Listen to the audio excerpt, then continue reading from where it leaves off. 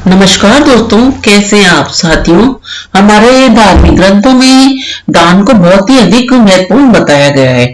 दान समय का हो सकता है, आर्थिक सहायता हो सकती है या खाने पीने की कोई वस्तु दान दी जा सकती है। दान कई भी तरह से हो सकता है। दान में कभी भी जो वस्तु का मूल्य है या संख्या है उसका महत्व नहीं होता है। दान किस चीज का किस समय किया जाता है उसका महत्व अधिक है। और ऐसी त्याग बुद्धि जो सुपात्र यानी जिस वस्तु का जिसके पास अभाव है उसे वह वस्तु देना और उसमें किसी प्रकार की कामना न रखना, वही उत्तम दान माना गया है। निष्काम भाव से किसी भूखे को भोजन और प्यासे को जल देना सात्विक दान होता है। संत श्री एकनाथ जी की एक कथा आती है कि वे एक समय प्रयाग से कावड़ पर जल लेकर रामेश्वरम जल चढ़ाने के लिए जा रहे थे। रास्ते में जब एक जगह उन्होंने देखा कि गधा प्यास के कारण पानी के बिना तड़प रहा है, तो उसे देखकर उन्हें बहुत दया आ गई और उन्होंने उसे थोड़ा सा जल पिलाया। इससे उसे कुछ चेत सा हुआ और राहत मिली। फिर थोड़ा थोड़ा करके सब जल उसे पिला दिया। वह गधा उठकर फिर थोड़ा स्वस्थ हुआ तो चला गया। साथियों ने सोचा कि त्रिवेणी का जल तो व्यर्थ हो गया और यात्रा भी निष्फल हो गई। तब एकनाथ जी ने हंसकर कहा, भाइयों, बार बार सुनते हो भगवान सब प्राणियों के अंदर है, फिर भी ऐसी बातें क्यों करते हो नासमझी की कि मेरी पूजा, मेरा जल व्यर्थ चला गया। मेरी पूजा तो यहीं से रामेश्वरम भगवान ने स्वीकार कर ली और रामेश्वरम तक पहुंच गई, क्योंकि मेरे भगवान तो हर प्राणी में, हर जीव में है। श्री शंकर जी ने मेरे जल को स्वीकार कर लिया है। उन्होंने जिस रूप में भी स्वीकार किया है, स्वीकार कर लिया। उसके अलावा एक और कहानी है महाजन की। एक महाजन था, वह सदैव यज्ञ आदि कर्मों में लगा रहता, तो उसने बहुत अपना जो है पैसा दान किया। इतना दान किया कि उसके पास खाने को भी कुछ नहीं रहा। तब उसकी स्त्री ने एक दिन कहा कि पास के गांव में एक सेठ रहते हैं, वे पुण्यों को मोल में खरीदते हैं, अतः आप उनके पास जाओ और अपना कुछ पुण्य बेचकर उनसे कुछ द्रव्य ले आइए, जिससे अपना कुछ काम चले।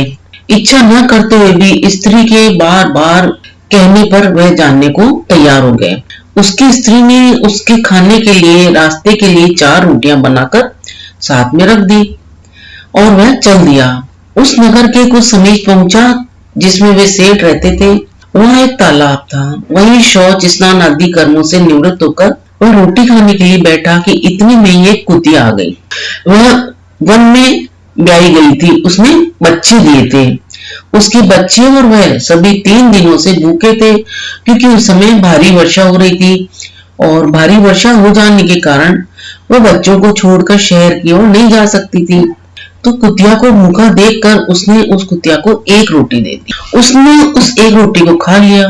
फिर भी वह भूखी उसको देखती रही, तो उसने दूसरी रोटी दी, तो भी उसकी भूख नहीं मिटी। इस प्रकार उसने एक एक करके 4 रोटियां कुतिया को दे दी।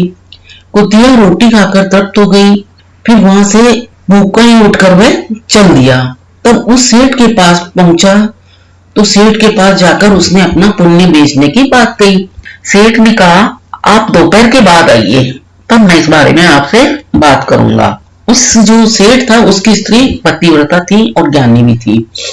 तो उसने अपनी स्त्री से पूछा कि एक महाजन आया है, वह अपना पुण्य बेचना चाहता है, अतः तुम बताओ कि उसके पुण्यों में से कौन सा पुण्य सबसे बढ़कर लेने योग्य है।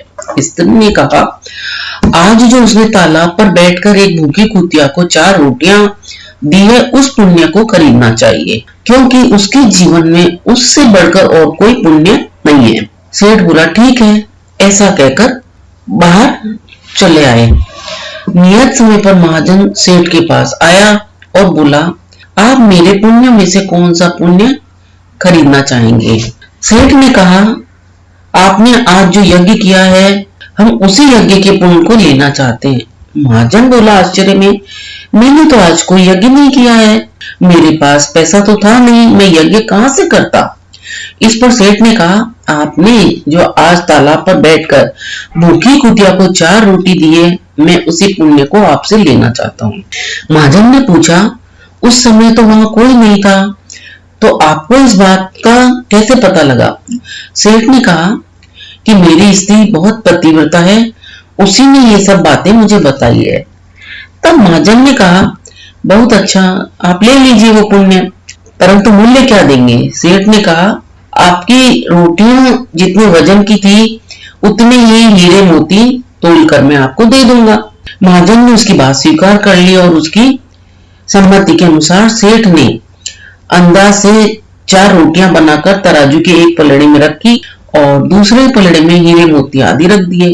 किंतु बहुत से रत्नों के रखने पर भी जो रोटी वाला पलड़ा था वो नहीं उठा। इस पर सेठ ने कहा, और रत्नों की थैली ले आओ।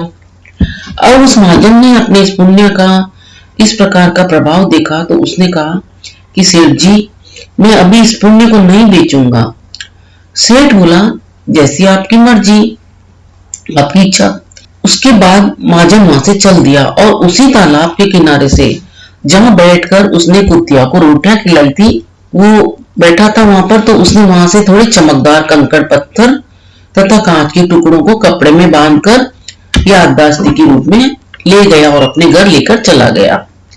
घर आकर उसने वह पोटली अपनी स्त्री को दे दी और कहा, इसको भोजन करने के बाद ही खोलेंगे। ऐसा कहकर वह बाहर चला गया। स्त्री के मन में उसे देखने की बहुत इच्छा हुई। उसने पोटली को खोला तो उसमें हीरे, पन्ने, माणिक आदि बहुमूल्य रत्न जगमगा रहे थे, तो वह उसे देखकर बड़ी प्रसन्न हुई। थोड़ी देर बाद जब महाजन घर आया तो स्त्री ने पूछा, इतने हीरे पन्ने कहां से ले आया? तो महाजन बोला, क्यों मजाक करती है भाग्यवान?